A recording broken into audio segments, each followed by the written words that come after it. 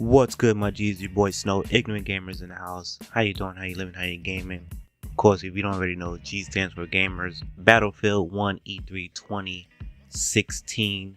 I told you guys I would probably break this video out, and I damn sure wanted to do a Battlefield 1 specific one, considering those two videos I did when the game released. So E3's here. I waited for everything to calm down and, let the dust lay where it may. And pick up the pieces and give you guys my overall feedback now, how I feel about it now, about Battlefield, aka Battlefields. So at E3, they did a 32-32, which is a 64-player celebrity match on PC, where some players were using Xbox controllers and some people were using click and mouse. They had a big event. That was a 3-round event that was celebrities like Snoop, Tyrese, Terry Crews, and so many more. And then they had content creators of YouTube, some of the big boys, Jack Frags, and everybody was there. They had a good time, and that was a very good live demo for me to now be on board. Like I said before, I was upset that it was a World War I announced game. I don't want to play a multiplayer with that type of shit. I was excited more for the campaign, and because we don't get a lot of World War I games. And even in the video I did, I told people to give me the names of the World War I games, and they didn't. The ones who did still didn't. Now that I've seen it in place, and like I said, the passion that these guys were so happy to announce that game, better than any of the game I've seen them do it in. Now I'm 100% on board. The doubt is gone now. It's just about me getting my hands on it. And this game will be releasing October 21st worldwide. However, there will be a public beta if you sign up to EA Insider. So, link in the description below for that. Now, if you don't know the history of this Battlefield 1 game, I'll tell you right now. The guy said, I think his name was Alexander, I'm gonna call him Alex for short. He said that this has been kicking around the office for 10 years. That exactly explains why I said that they were so excited to announce that game. And they finally met what they needed to be done, where they thought the series needed to go, and what needed to be given to the fans. That was fun, and the ideas had finally clicked, and it clicked once they did a multiplayer demo, because paperwork don't work. So they did a multiplayer demo, and it was like, yeah, this is cool, we could do it. And then they demoed the campaign, and that's what got everybody on board, because this idea has been rejected quite a few times before it got okayed. And that's pretty good. So again, my impressions on what I saw, which was 3 rounds. I have the link in the description below as one video. 3 rounds, about 43 minutes of gameplay. And I watched it with a fine-tuned eye. I could even go down even further, and I don't know if I want to kill you guys with that much time in this one video. But basically, here's what I took away. Authenticity was there. They made sure to use their creative liberties to do a fun first game. The World War I era definitely is a melee era game, and they have this mechanic with the bayonet charge, and it looked fine. And this bayonet charge is like, kind of looks like a rush thing where they charge at the character, and you're pretty much vulnerable, and if you miss, you can't run or sprint or anything after that. I don't know how long, but I've seen it. And then if you do miss, there is a regular melee system in there. So they made sure that the melee is legit, because that was a big deal inside of World War I.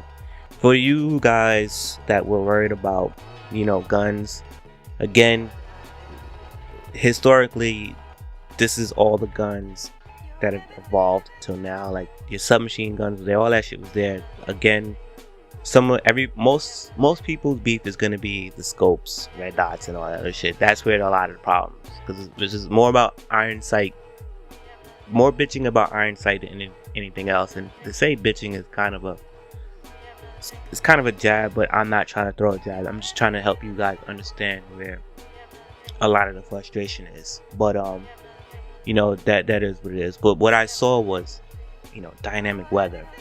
Well, it was scripted. I think it's not scripted, but I think it was factored in. But there will be dynamic weather where you're having a sunny day and then it could be raining, and then, you know, or you could be having a rainy day and then it becomes foggy. And the one thing that the guy said, Alex said, that foggy kind of kills everybody line of sight, including snipers, and it turns the game into a very CQC, that's close quarter combat type of feel. And even in the 43-minute demo, the 43-minute video, you see that happen. Like, the line of sights were gone and there was a lot of up close skirmishes of CQC battles. So that played out to the best of its ability. The tank stuff, tanks have roles. Somebody who's driving a tank might necessarily also have a gun. They might just gotta drive. Other people that are in the tank with you are gonna have to do their damn thing. You know, they show about the guns, the shells being reloaded one by one. Like, it's pretty crazy. Another thing I wanted to point out too, that we didn't see it, but he said it on the stream, is that, you know, when you go in the door and the door closes and you gotta wait for the button to say it's okay to go through the door, you could charge through doors. So that was pretty cool. And if anyone's wondering, the map that they were on, it was the San Quentin Scar, which is north of France. And again, 64 players doing conquest. And, you know, even by looking at it, it looked like a Battlefield 1942 feel with Bad Company 2 destruction. And I mean, destruction was ridiculous. Even to the point where there was a couple times where, you know, a tank got blown up or someone threw the little C4 thing and it created like holes in the ground, or craters, I believe that's the technical term. And, you know, the craters were basically could be used for cover to get in, like bunkers almost, you know what I mean? Like, that's, or trench rather, like that looked pretty good. I mean, there was one point where a guy threw a grenade exploded and you saw the hole in the ground where the grenade was at. Like, it was a little indentation. I mean, that's what more do you say? Like, I saw some of the airplane footage, you know, where they had the gunner doing what he do, and, you know, some of them were doing a bombing run, and, you know what I mean, like, all that looked good. I mean, I can't sit here in front of you that my attitude is 100% positive now about that game. Before, it was about 65, with 50 being 100% of the campaign. I mean, yeah, it's DICE. I know the history. I'm a Battlefield fan since 1942.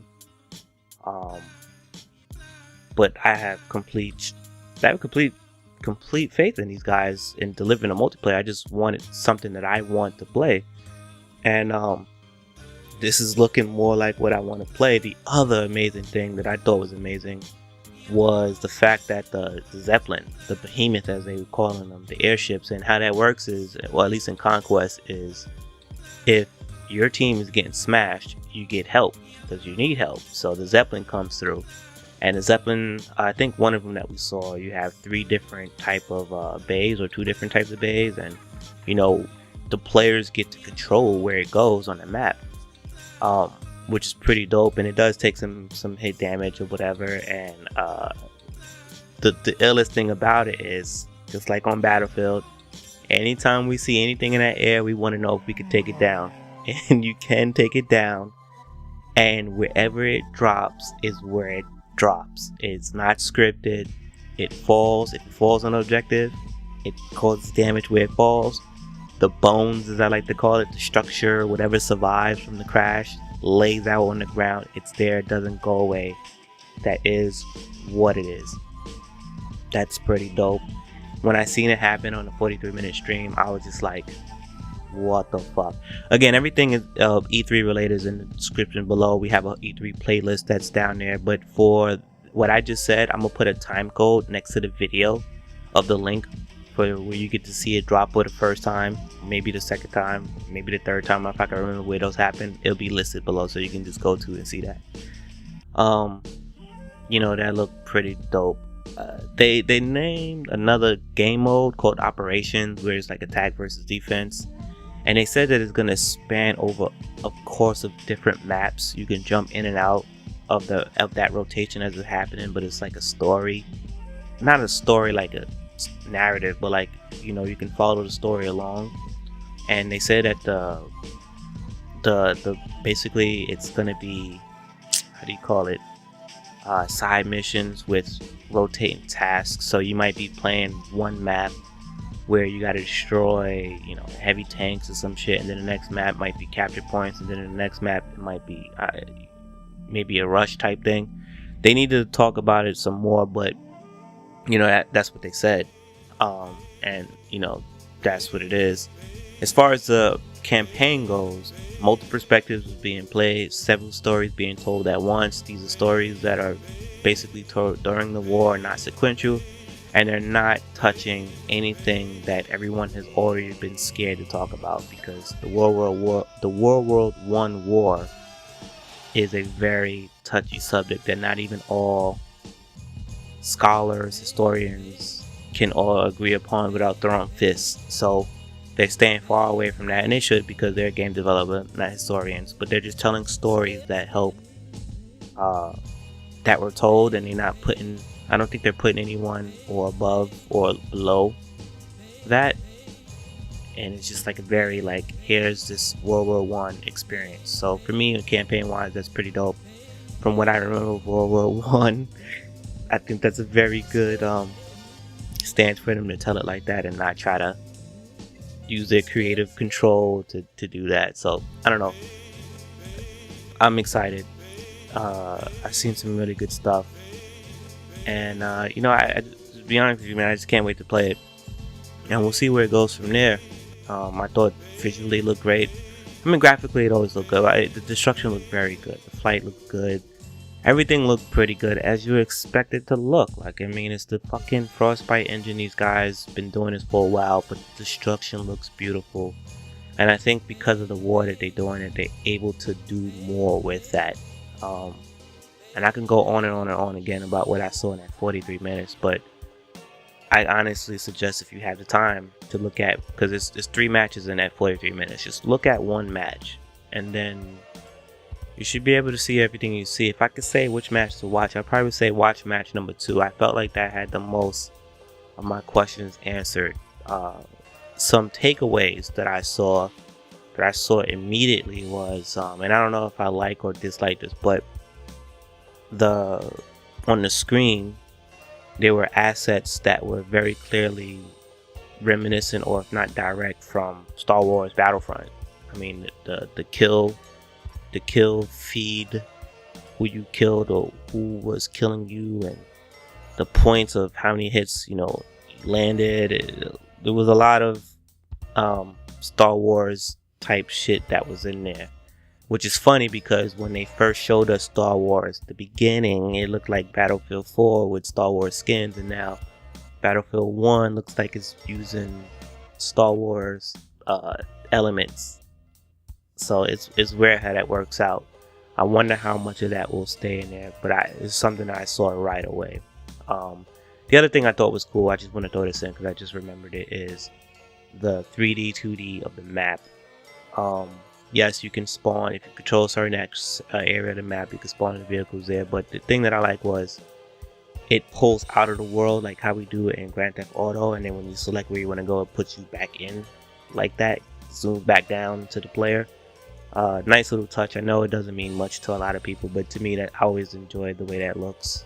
So that's pretty cool. Look, I have nothing else about it, but there will be other videos that I'm doing. I'm sure I'm going to do a video on Horizon 3.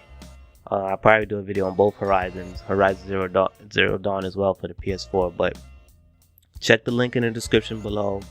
Keep checking back. We're going to have more videos on the E3 stuff. And of course, you know, more Overwatch and other footage coming through soon.